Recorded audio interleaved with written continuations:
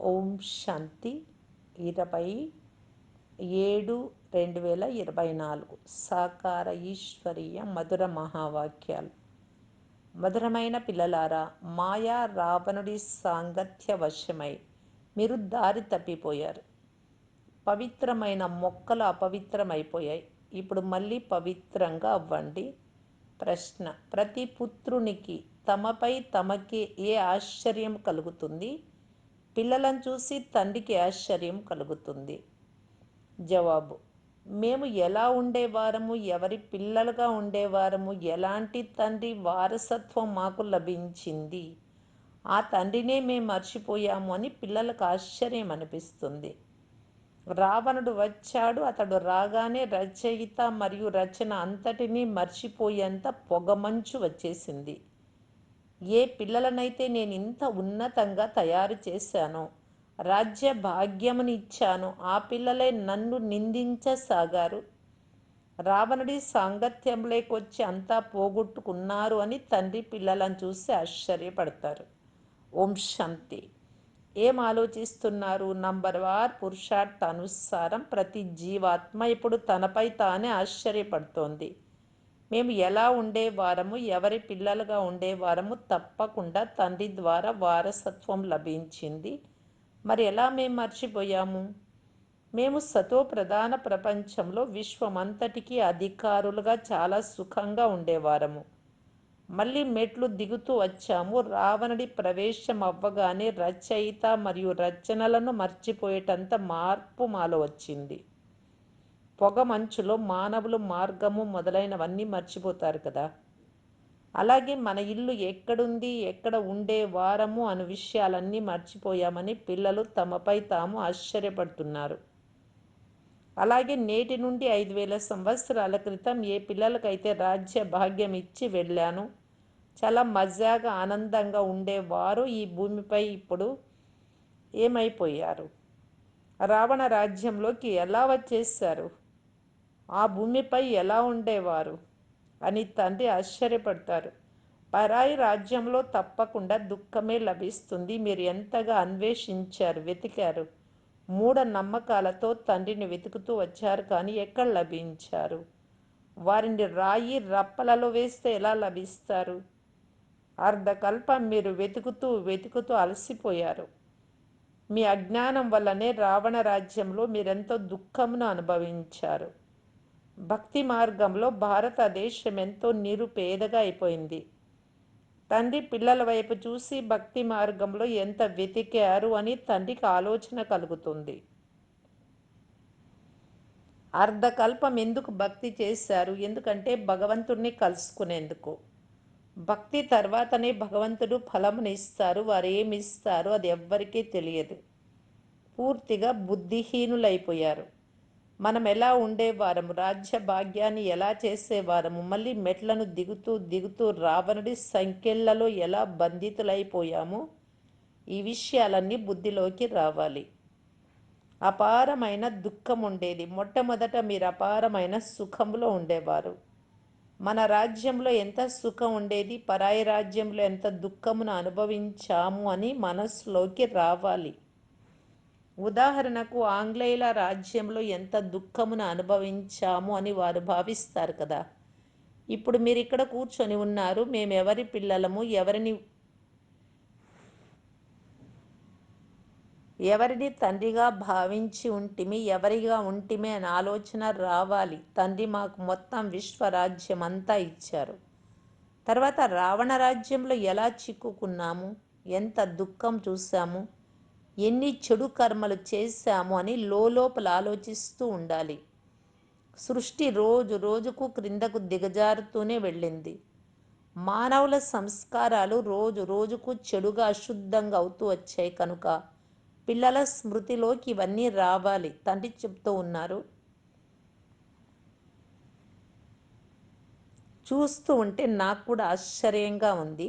వీరు పవిత్రమైన మొక్కలుగా ఉండేవారు. ఎవరికి రాజ్య భాగ్యం ఇచ్చానో వారు నా కర్తవ్యాన్ని మర్చిపోయారు. మళ్ళీ ఇప్పుడు మీరు తమో ప్రధానం నుండి సతో ప్రధానంగా అవ్వాలనుకుంటున్నారు. కనుక తండ్రినైనా నన్ను స్మృతి చేస్తే పాపాలన్నీ సమాప్తం అయిపోతాయి. కానీ స్మృతి కూడా చెయ్యలేరు. క్షణక్షణము మర్చిపోతున్నాం బాబా అని అంటారు. అరే, మీరు స్మృతి చేయకపోతే పాపాలు ఎలా సమాప్తం అవుతాయి? ఒకటేమో మీరు వికారాలలో పడి పతితులైపోయారు, రెండవది తండ్రిని నిందించసాగారు. మాయా సాంగత్యంలో మీరెంత దిగజారిపోయారు అంటే, ఎవరైతే మిమ్మల్ని ఆకాశంలోకి ఎక్కించారో వారిని రాయి రప్పలలో పడేస్తారు. మాయా సాంగత్య వశమై మీరు ఇటువంటి పని చేస్తారు. ఇది బుద్ధిలోకి రావాలి కదా. పూర్తి రాతి బుద్ధిగా తయారవ్వరాదు. నేను ప్రతిరోజు మీకు ఫస్ట్ క్లాస్ పాయింట్లు వినిపిస్తాను అని బాబా చెప్తారు.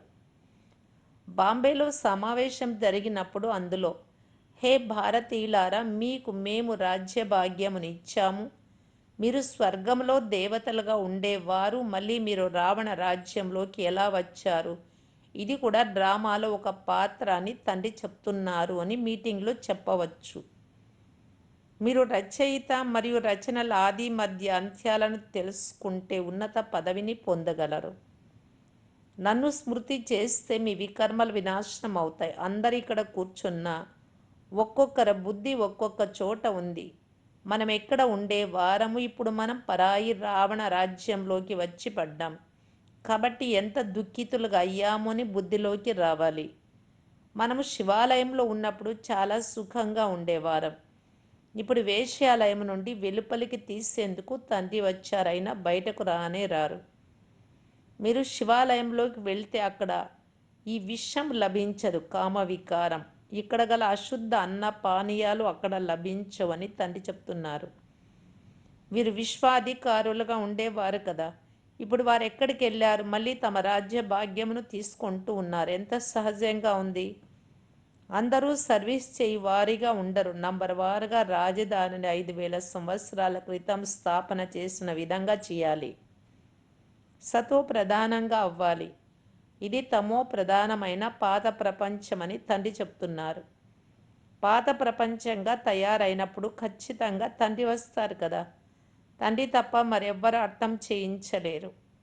భగవంతుడి రథం ద్వారా మనల్ని చదివిస్తున్నారు. ఇది గుర్తున్న బుద్ధిలో జ్ఞానం ఉంటుంది. మళ్ళీ ఇతరులకు తెలిపి తమ సమానంగా కూడా తయారు చేయాలి. తండ్రి అర్థం చేయిస్తున్నారు. ఇంతకు ముందు అయితే మీరు చెడు నడవడికలు కలవారిగా ఉండేవారు, అవి కష్టంగా బాగుపడతాయి. కళ్ళలోని వికారి దృష్టి తొలగిపోదు. ఒకటేమో కామంతో కూడిన చెడు దృష్టి కష్టంగా వదులుతుంది.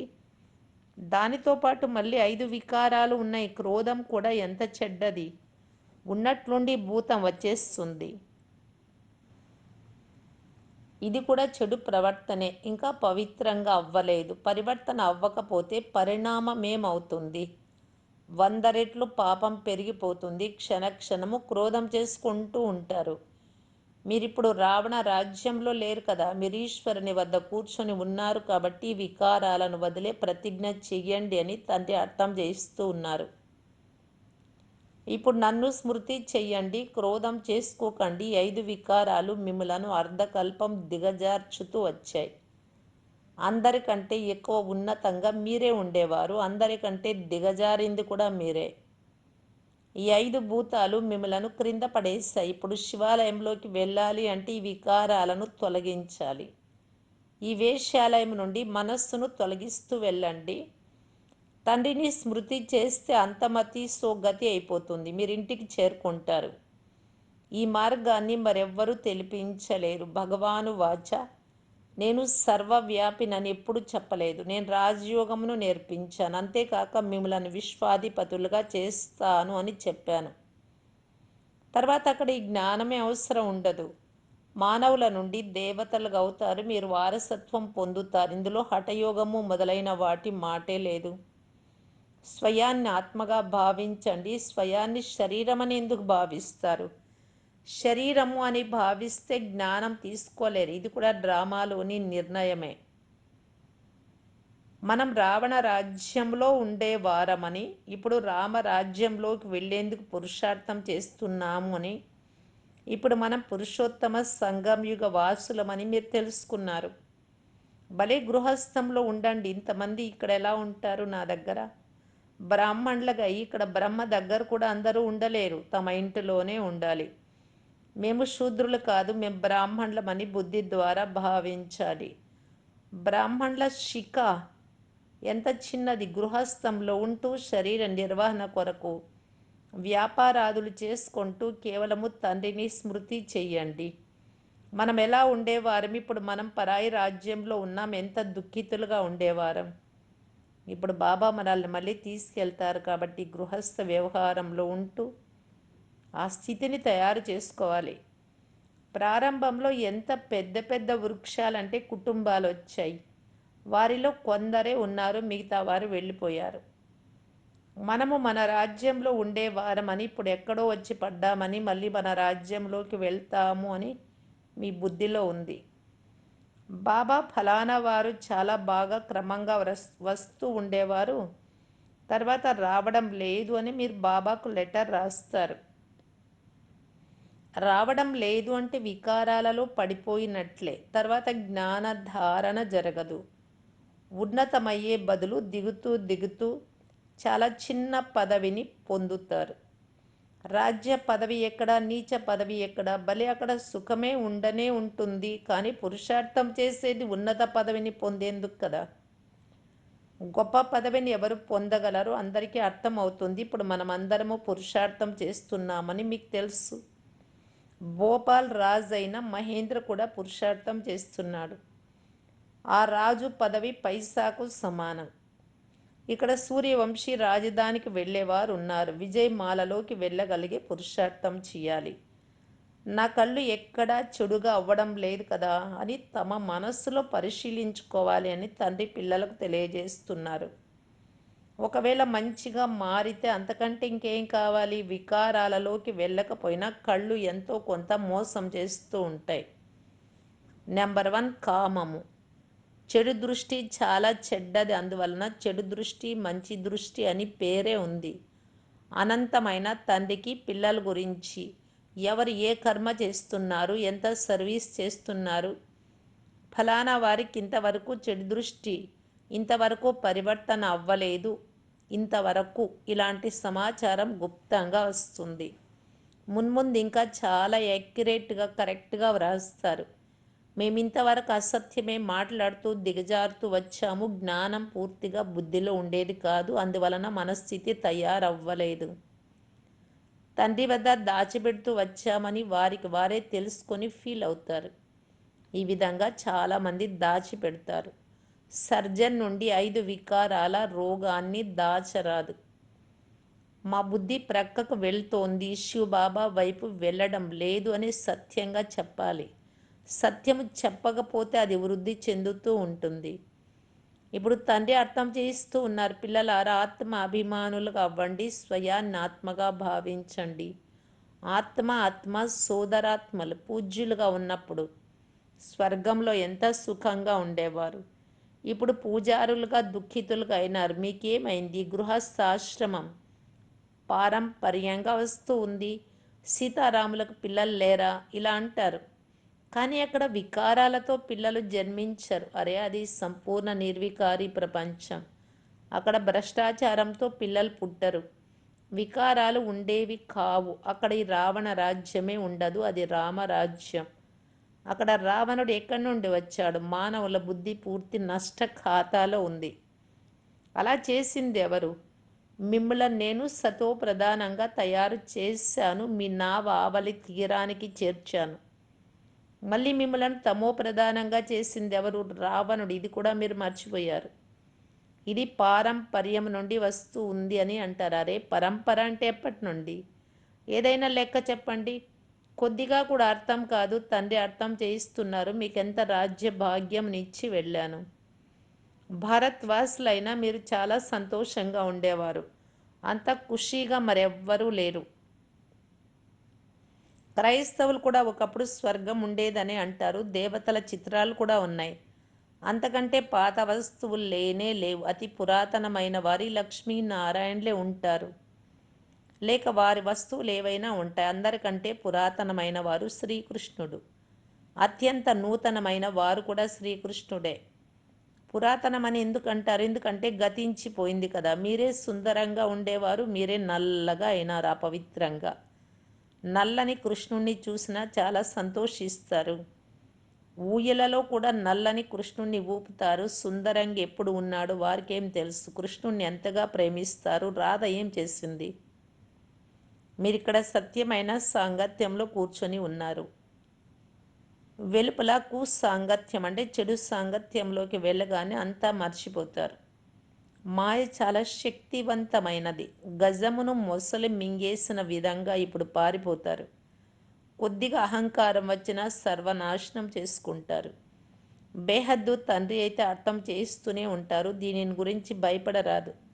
బాబా ఎందుకు ఇలా చెప్పారు? మా గౌరవం పోయిందని అనుకుంటారు. అరే, గౌరవం అయితే రావణ రాజ్యంలో సమాప్తం అయిపోయింది కదా. దేహ అభిమానానికి వశమైనందున తమను తామే నష్టపరుచుకుంటారు. పదవి భ్రష్టం అవుతుంది. క్రోధము, లోభాలను కూడా వికారీ దృష్టి అనే అంటారు. కళ్ళతో వస్తువును చూసినప్పుడే కదా లోభం కలుగుతుంది. ఏ ఏ విధమైన పూలు ఉన్నాయో తండ్రి వచ్చి తమ తోటను చూస్తారు. ఇక్కడ నుండి వెళ్ళి మళ్ళీ ఆ తోటలోని పూలు చూస్తారు. శివబాబాను కూడా పూలతో పూజిస్తారు. వారు నిరాకారులు, చైతన్య పుష్పం. మీరిప్పుడు పురుషార్థం చేసి ఇలాంటి పుష్పాలుగా అవుతారు. బాబా చెప్తున్నారు, మధురాతి మధురమైన పిల్లలారా, గడిచిపోయిన దానినంతా డ్రామా అని భావించండి, ఆలోచించకండి. ఎంత శ్రమ చేస్తారైనా ఏమీ జరగదు, ఏమీ నిలవదు. అరే, ప్రజలు కూడా కావాలి కదా. కొద్దిగా విన్నా వారు ప్రజలుగా అవుతారు. ప్రజలుగా అయితే చాలామంది కావాలి. జ్ఞానం ఎప్పటికీ వినాశనం అవ్వదు. వీరు శివబాబాని ఒక్కసారి విన్నా చాలు ప్రజల్లోకి వచ్చేస్తారు. మనం ఏ రాజ్యంలో ఉండే వారమో దానిని మళ్ళీ ఇప్పుడు పొందుతున్నాం. అందుకొరకు పూర్తిగా పురుషార్థం చెయ్యాలి అని లోపల స్మృతిలోకి తెచ్చుకోవాలి. సర్వీస్ పూర్తి ఖచ్చితంగా జరుగుతూ ఉంది. అచ్చా, మధురాతి మధురమైన అపురూపమైన పిల్లలకు మాతా పిత బాప్దాదాల ప్రియ స్మృతులు మరియు గుడ్ మార్నింగ్. ఆత్మిక పిల్లలకు ఆత్మిక తండ్రి నమస్తే. ధారణ కొరకు ముఖ్య సారం. ఫస్ట్ పాయింట్, శివాలయంలోకి వెళ్ళాలి అంటే ఈ వికారాలను తొలగించుకోవాలి. ఈ వేశ్యాలయం నుండి మనస్సును తొలగిస్తూ వెళ్ళాలి. శూద్రుల సాంగత్యం నుండి దూరంగా ఉండాలి. సెకండ్ పాయింట్, గడిచిన దాన్ని డ్రామా అని భావించి దానిని గురించి ఏమీ ఆలోచించరాదు. ఎప్పుడు అహంకారంలోకి రాకూడదు. శిక్షణ లభించే సమయంలో అలజడిలోకి రారాదు. వరదానము, సంతోషాల ఖజానాతో సంపన్నంగా అయ్యి దుఃఖి ఆత్మలకు సంతోషాన్ని దానంగా ఇచ్చే పుణ్యాత్మా భవ. ఇప్పుడు ఈ ప్రపంచంలో ప్రతి సమయంలో దుఃఖమే ఉంది, కానీ మీ వద్ద ప్రతి సమయంలో సంతోషం ఉంది. కనుక ఈ సమయంలో దుఃఖిత ఆత్మలకు సంతోషం ఇవ్వడం అన్నిటికంటే అతిపెద్ద పుణ్యం. ప్రపంచంలోని వారు సంతోషం కొరకు ఎంత సమయాన్ని, సంపదను ఖర్చు చేస్తున్నారు ఆనందంగా గడపాలి అని. కానీ మీకు సహజంగా అవినాశి సంతోషాల ఖజానా లభించింది. ఇప్పుడు కేవలము లభించిన దానిని పంచుతూ వెళ్ళండి. పంచడం అనగా పెంచడం. ఎవరు మీ సంబంధంలోకి వచ్చినా వారు, వీరికి ఏదో శ్రేష్టమైన ప్రాప్తి అయింది, ఆ ప్రాప్తి వల్లనే వీరికి సంతోషం ఉంది అని అనుభవం చేయాలి. స్లోగన్, అనుభవి ఆత్మలు ఎప్పుడు కూడా ఏ విషయంలోనూ మోసపోరు. వారు సదా విజయులుగా ఉంటారు. అవ్యక్త ఇషారా, పరోపకారి ఆత్మ తన ఉపకారం యొక్క శుభభావనతో, స్నేహంతో, శక్తితో, మధురమైన మాటలతో, ఉమంగ్ ఉత్సాహం యొక్క సహయోగంతో వ్యాకులతలో ఉండేవారిని, మనసు చెడగొట్టుకున్న వారిని కూడా శక్తిశాలిగా తయారు చేస్తారు. అనగా బికారీలను కూడా చక్రవర్తులుగా చేస్తారు. ఎవరు ఎంత అపకారం చేసినా కానీ మీ దృష్టి, వృత్తి సదా ఉపకారమే చేసే విధంగా ఉండాలి. దీని కొరకు జ్ఞానంలోకి వచ్చిన తర్వాత మీలో ఏదైతే స్వ అభిమానం ఉందో, దేహాభిమానం, దానిని త్యాగం చేయాలి. ఎప్పుడైతే ఇంత త్యాగ వృత్తి మరియు దృష్టి ఉంటుందో అప్పుడు స్మృతిలో బాప్దాదా మాత్రమే ఉంటారు. అందరి పట్ల ఉపకార భావన నిండి ఉంటుంది. ఓం శాంతి.